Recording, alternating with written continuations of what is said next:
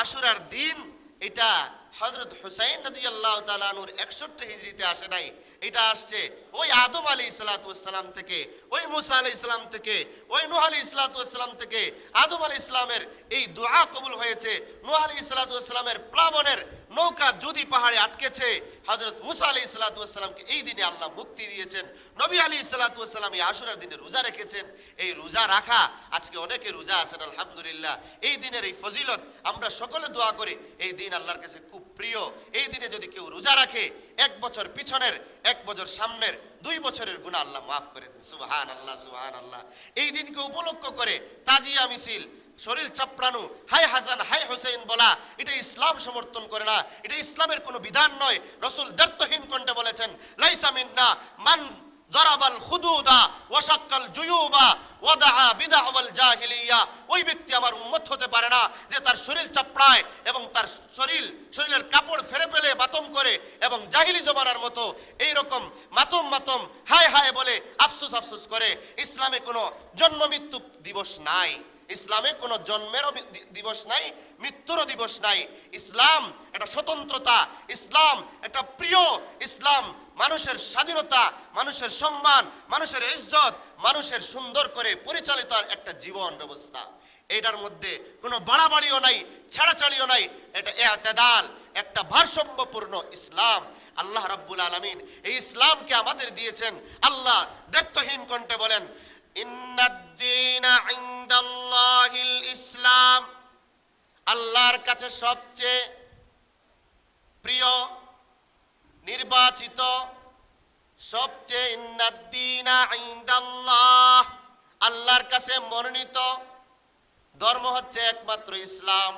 আল্লাহ অন্য আয়াতে বলেন, ইসলাম ছাড়া অন্য ধর্ম যারা গ্রহণ করে তাদের ধর্ম আল্লাহ গ্রহণ করবেন না।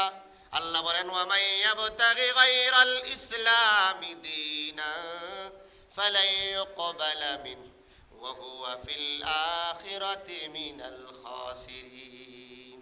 যারা ইসলাম ছাড়া অন্য ধর্ম গ্রহণ করে, অন্য ধর্ম মতো চলে, তাদের ধর্ম আল্লাহ গ্রহণ করবেন না, তারা আখিরাতে ক্ষতিগ্রস্ত হবে, জাহান্নামী হবে।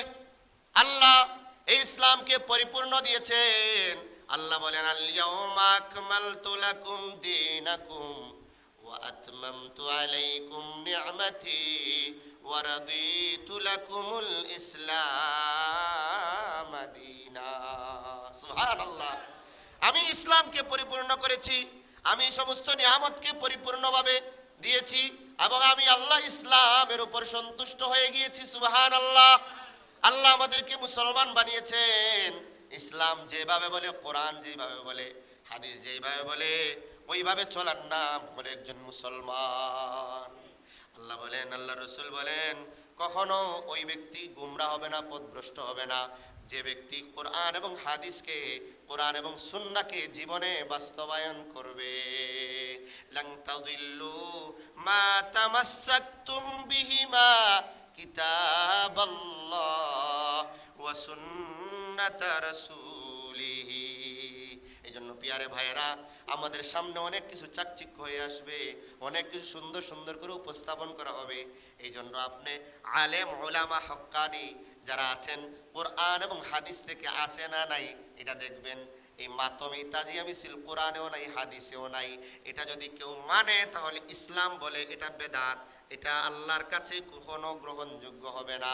এটা ইসলামের নামে মানুষকে প্রতারণা করা, ধোঁকা দেওয়া। ঠিক কিনা? আওয়াজ দিয়ে বলুন। যারা হযরত হুসাইনকে ভালোবেসে আমির মুআবিয়া কাতিব ওয়াহি, হযরত জলিল কদর সাহাবী হযরত মুআবিয়া রাদিয়াল্লাহু আনহুকে গালি দিতে পারে, সে কখনো ইসলামের নাম ব্যবহার করতে পারে না। তার ভিতরে সমস্যা আছে। আয়াতুন নিফাকি বুগদুল আনসার, আয়াতুল ঈমান হুব্বুল আনসার। রাসূল বলছেন, সাহাবীদের ভালোবাসা এটা ঈমান, আনসারী সাহাবীদেরকে ভালোবাসা এটা ঈমানের আলামত। আনসারী সাহাবীদেরকে গালি দেওয়া এটা নিফাকের আলামত, মুনাফিকের আলামত। আল্লাহ রাব্বুল আলামিন কালামে পাকের দ্ব্যর্থহীন কণ্ঠে ঘোষণা দেন, আস-সাবিকুনাল আউয়ালুনা মিনাল মুহাজিরিনা ওয়াল আনসার ওয়াল্লাযীনা ইত্তাবাউহুম বিইহসান। এরপরে আল্লাহ বলেন রাদিয়াল্লাহু আনহুম ওয়া রাদু আন, আল্লাহু আকবার।